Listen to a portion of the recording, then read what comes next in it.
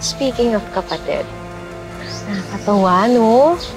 Mortal na magkaaway tayo, pero pinagdugtong tayo ng tadhana.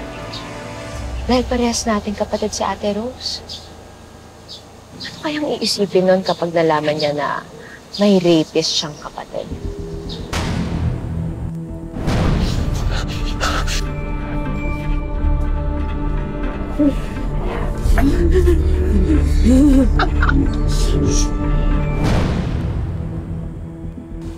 Naku!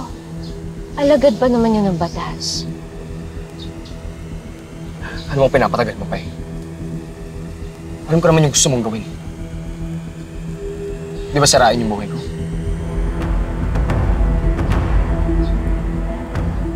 Amira, wala akong pakialam sa sarili ko. Pero sana labas dito yung anak ko. Amira, inosente siya.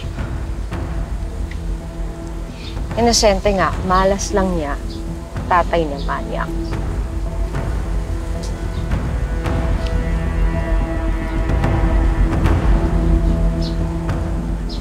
Ito mag-alala. Tatapos naman na din to eh.